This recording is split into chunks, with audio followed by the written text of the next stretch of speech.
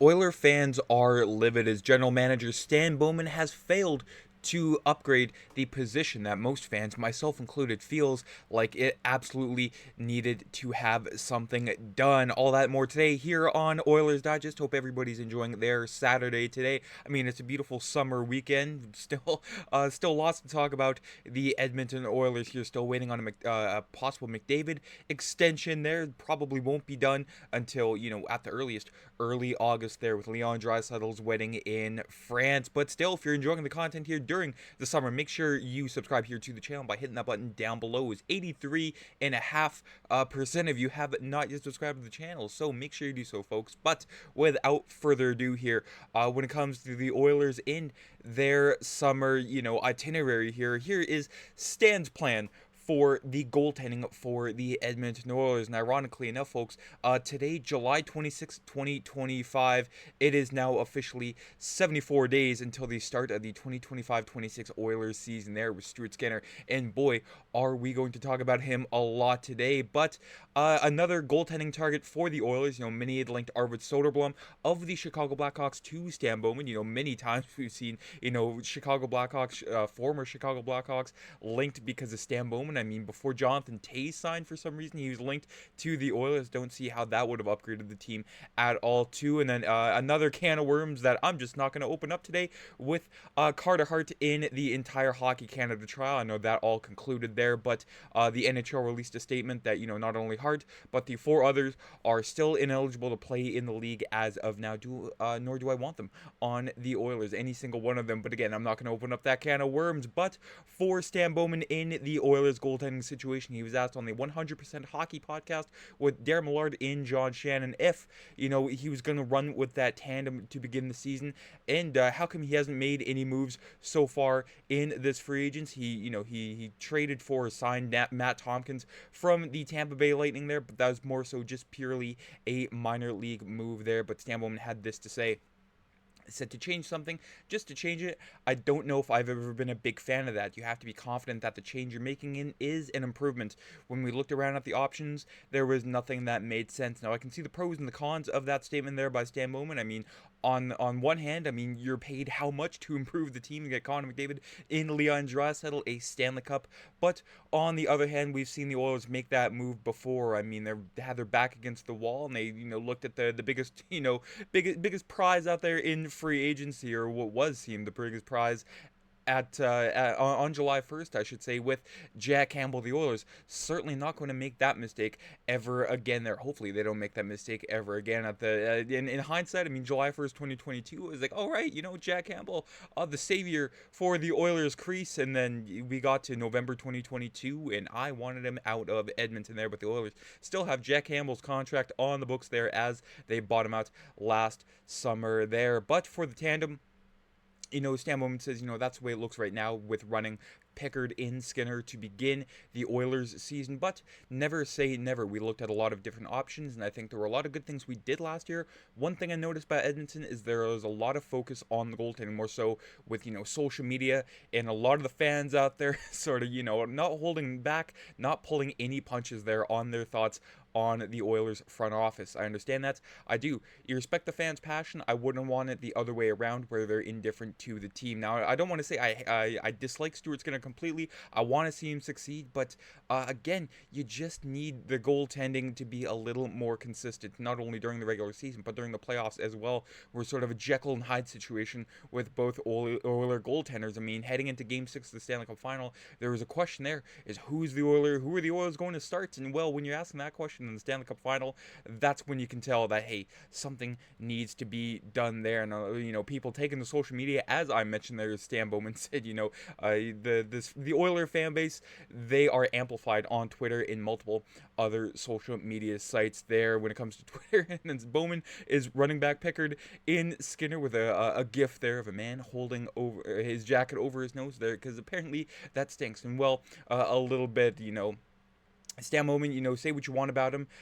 Do what you got to do, Stan. But to say I'm not nervous heading into the season with Pickard and Skinner, I would absolutely be lying to you. There are many other Oiler fans, voicing their opinions. Not a whole lot I can share. Not many family friendly opinions there, but you sort of get the gist on that. But there is a silver lining. I mean, both Stuart Skinner and Calvin Pickard are in a contract year, so some confidence there, to get a payday. Yeah, I mean, if you want a good payday, you have to play well. And with Stuart Skinner in Pickard, as I mentioned, that should be a motivation boost. So again, I'm not, cheering for those two to fail. I want them to succeed in every single game this season, not just regular season, but also in the playoffs as well. But again, they just need to just do a little better there. And for the Oilers, not just making a change, with the goalies you're planning to, but they also made a change with the goaltending coach, with Peter Aubrey coming from the Chicago Blackhawks farm team in the AHL.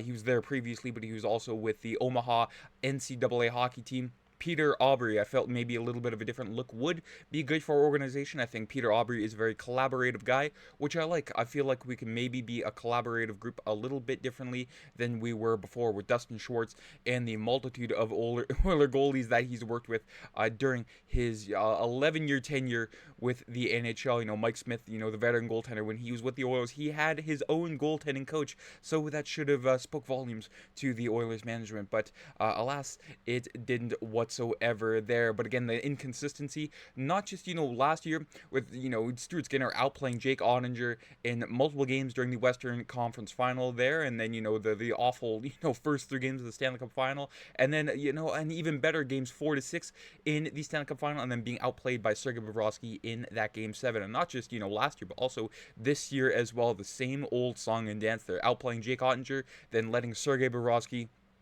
completely outduel you, a 36-year-old Sergei Bobrovsky there. So the Oilers, the definition of insanity is doing the same thing over and over, expecting different results there. But again, it's just been deja vu year in year out with number 74 there. You take the good with the bad, folks, but with his streakiness, again, hopefully Peter Aubrey, a new voice in the Oilers crease, can sort of boost Stuart Skinner, maybe provide some insight to his game that Stuart Skinner hasn't possibly seen or heard before, going, okay, maybe I can change this and try something out and just do something different. That's all we're asking for, is just try something different there with the streakiness, not just this past year or the year before, but also his Calder winning season there when he was 80 in the 81st percentile for goals saved above expected, and then that just seemed to plummet and rise and so on and so forth there. But for Peter Aubrey, coming in when the Oilers are in a win-now mode to win the Stanley Cup, and if he feels the pressure, he says 100% they are, and I recognize that. This is a big role and an important role. We're talking about the finest level of the curve right here to make that incremental improvement to win the Stanley Cup. I fully recognize that. That's exciting and enticing. I want to do my part, and for, the Oiler goalies blocking out the noise there and just realizing, hey, at the end of the day, these guys are human there, and Peter Aubrey wants the fans to recognize that. There are daily and yearly regular human pressures that come and go, but as far as our day-to-day process goes, I think that's one of those things where you're able to just drown out the noise and look at what we can do today to best prepare.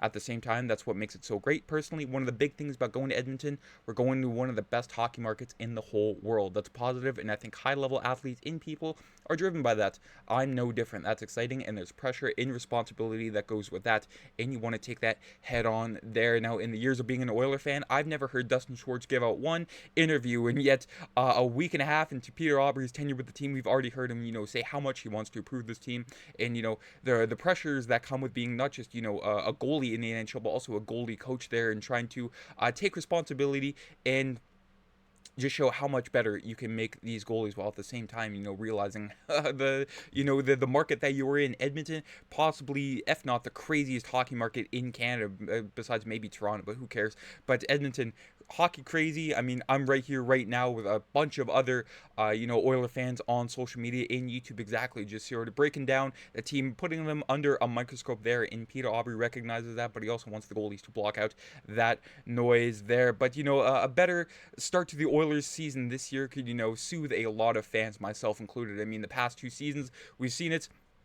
especially with the 8-1 drubbing there in Vancouver to start off the cup or bust year. That was the year where the Oilers were cup or bust heading into the season there, beginning the season 2-5-1 there, which led to the head coach Jay Woodcroft being fired in the middle of November there. And we thought, okay, well, losing Game 7 of the Stanley Cup Final, they're going to come out guns a-blazing there. Nope, 5-5-1 in October 2024 there. So, the Oilers goaltending, if they do come out to another slow start there, that could just make things much worse, putting more fuel on the fire there. But, a good start out of the gate would calm a lot of nerves of the fans there, but still, it's an 82-game marathon there. Still lots of hockey to talk about until the start of the regular season, I should say. But that is it for today's video, folks. Let me know your thoughts down in the comments there. How confident are you in this tandem, if they are the two that begin the season with the Oilers between the pipes there? Let me know your thoughts and feelings regarding not just that, but the entire team during the offseason so far. It's a long one, but still a long way to go, but eventually we'll get there somehow. But take care, have a great rest of the Saturday, folks. If you haven't already, make sure you subscribe here to the channel here for any and all Oiler content. But enjoy the rest of the day, folks. Take care. I'm Matt.